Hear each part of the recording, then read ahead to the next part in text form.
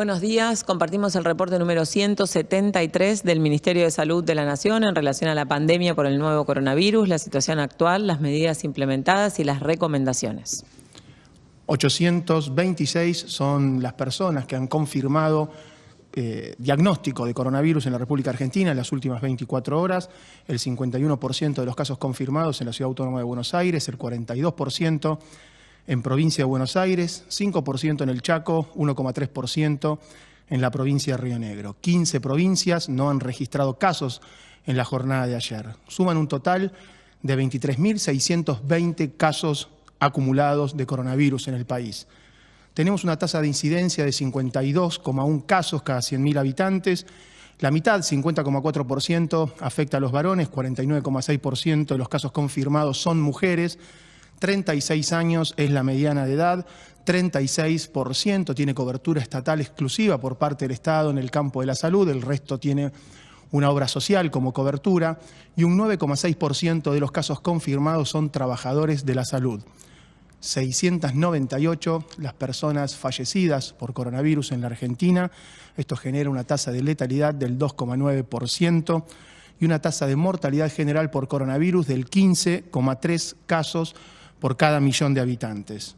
El 56,6% de los fallecidos son varones, el 43,4% son mujeres con una edad mediana de 75 años en las personas que han fallecido. 14 años a 105 años es el rango etario de fallecimiento.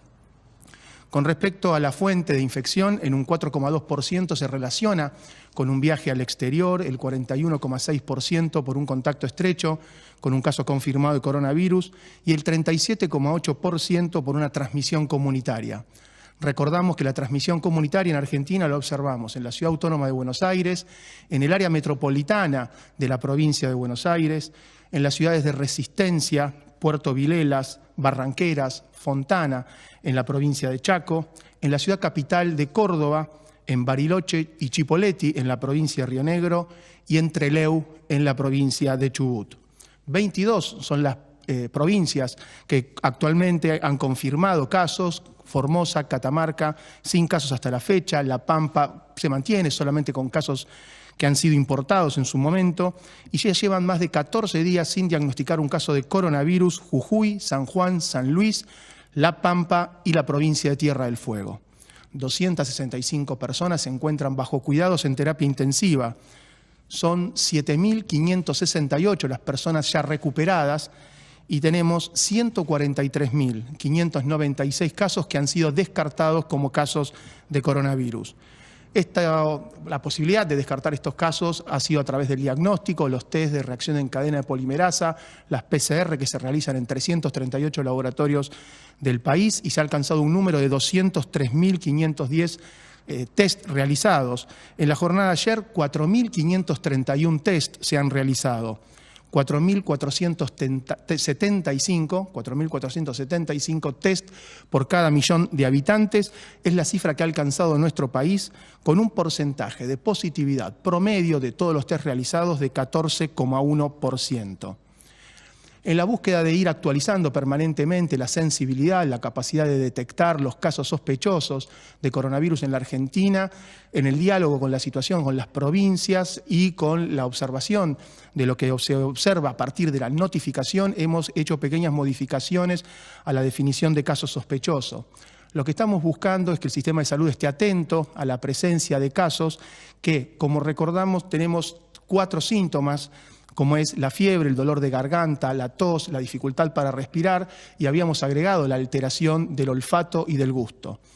Actualmente lo que estamos buscando es la presencia de 2 o más de estos síntomas en las zonas de transmisión comunitaria, sin que la fiebre sea un síntoma cardinal para hacer el diagnóstico. La presencia de tos junto a dolor de garganta en zonas de transmisión comunitaria permitiría hacer un diagnóstico.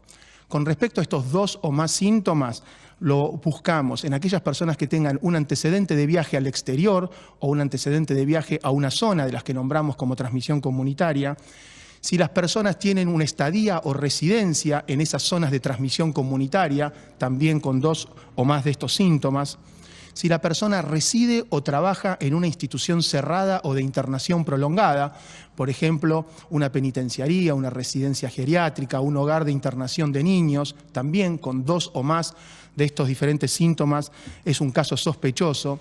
Si la persona afectada es personal esencial de fuerzas de seguridad, de Fuerzas Armadas, o si se vive en barrios populares o en comunidades de pueblos originarios. Ahora, también consideramos con 2 o más de estos síntomas un caso sospechoso si la persona requiere una internación y no tiene otra causa que justifique esa internación. En el caso de que una persona sea un contacto estrecho de un caso confirmado, con uno solo de estos síntomas puede consultar y el sistema de salud lo tiene que atender como caso sospechoso, dado que ha sido contacto estrecho de un caso confirmado. Y si hay alteración en el gusto o en el olfato como único síntoma, también puede ser considerado caso sospechoso, solamente que para hacer el testeo se van a esperar 3 días mientras la persona permanece en aislamiento. Con respecto a los trabajadores de salud, si no viven en una zona de transmisión comunitaria, son 2 o más de los síntomas que nombramos. Y si el trabajador de salud vive en zona de transmisión comunitaria o trabaja en un área que atiende pacientes con COVID, solamente con uno de estos síntomas es considerado caso sospechoso. El ser considerado caso sospechoso lo que habilita al personal de salud es a solicitar la prueba diagnóstica de reacción en cadena de polimerasa y confirmar el diagnóstico. A nivel mundial, 6.931.000 casos. América, representando el 48% del total global, con 3.311.000 casos. Agradecemos a todos por la información desde el sistema de salud que nos brindan y la notificación para adaptarnos permanentemente y a la comunidad por el cumplimiento de las medidas de prevención. Seguimos remarcando esta diferencia geográfica epidemiológica que tiene nuestro país, que se refleja en todos los indicadores, se refleja en que el 93% de los nuevos casos confirmados en el día de ayer son de la Ciudad de Buenos Aires y la provincia de Buenos Aires, se refleja en 15 provincias sin casos, no tenemos nuevas áreas de transmisión comunitaria, eso significa que en las demás provincias, en los demás departamentos donde se confirmaron nuevos casos, son casos importados, contactos estrechos o conglomerados que tienen una implicancia epidemiológica distinta, que tienen una posibilidad de control rápida con medidas oportunas más optimistas.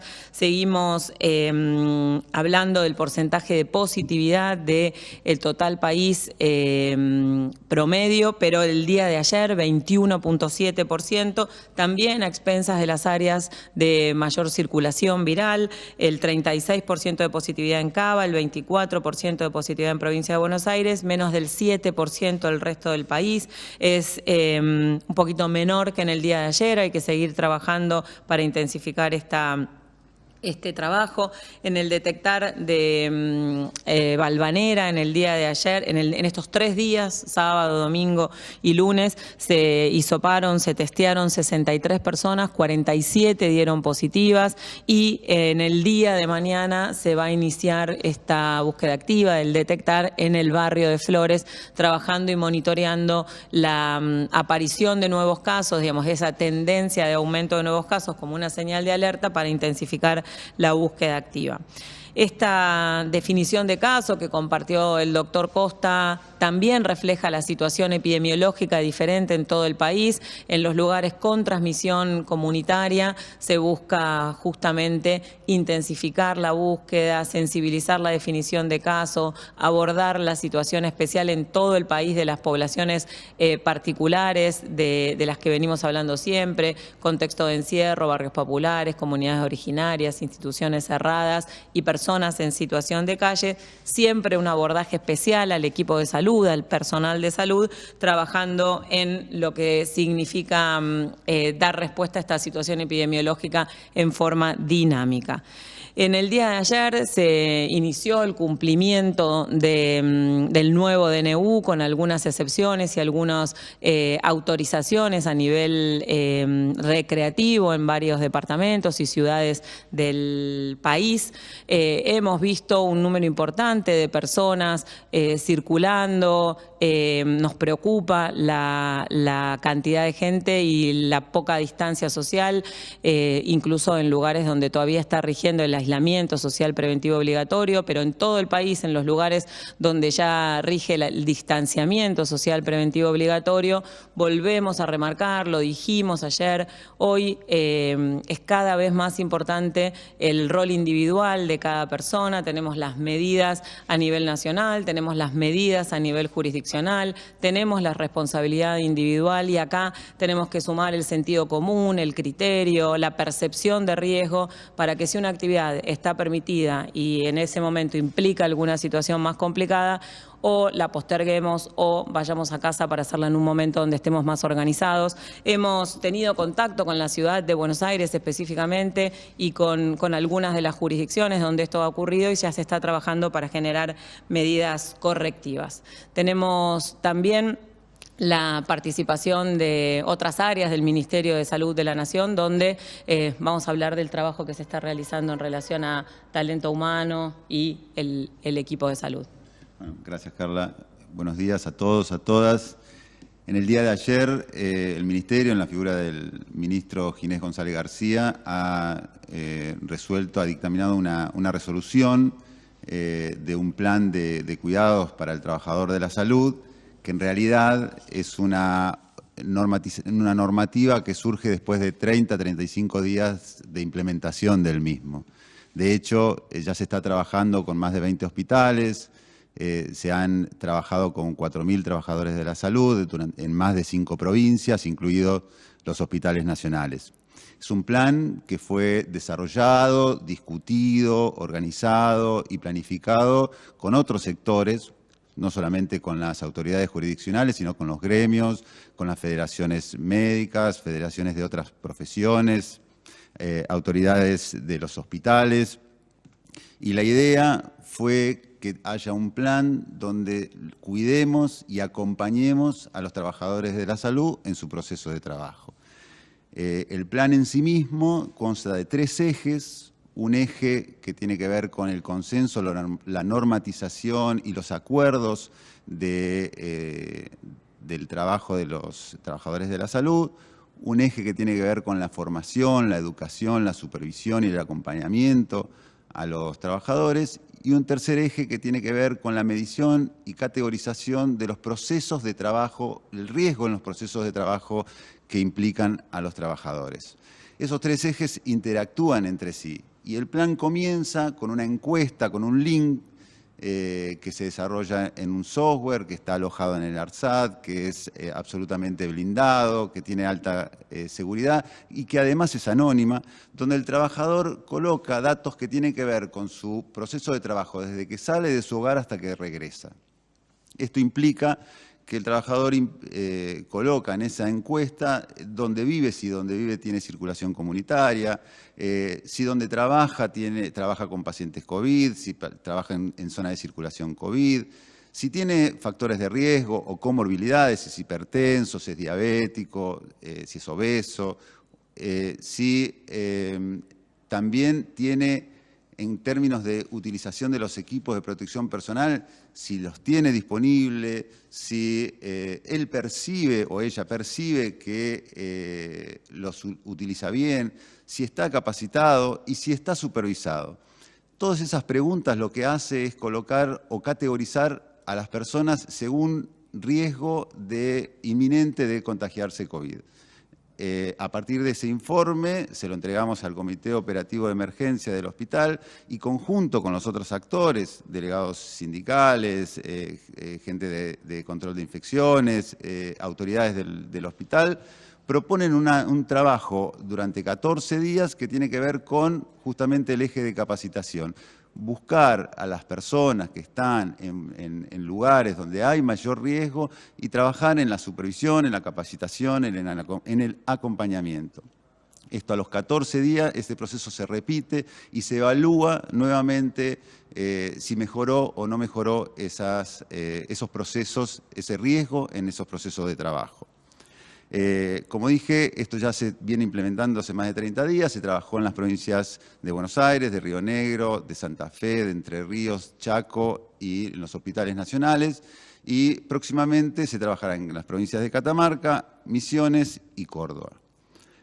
El Ministerio comenzó a trabajar con un plan de cuidado de los trabajadores de la salud durante la pandemia, pero la idea es que esta implementación, este acompañamiento de cuidar a los que nos cuidan, se prolongue, sea una acción que continúe, porque tiene que ver con una obligación que sentimos los del Ministerio de acompañar a los trabajadores de salud, pero también deseamos que esta sea nuestra impronta en la gestión.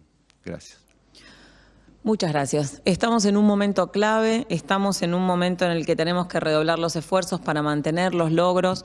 Todo ese esfuerzo, todo ese cuidado que venimos teniendo hizo que lleguemos a este momento con un resultado favorable, con un trabajo intenso a nivel federal en todo el país y con el 85% de los departamentos del país en una fase de reapertura programada, progresiva, y un 15% que todavía tiene transmisión comunitaria, pero sin lugar a dudas se hace largo, se hace difícil, pero hemos llegado hasta aquí con un resultado favorable y tenemos que seguir trabajando para sostenerlo y para mejorarlo. Muchas gracias.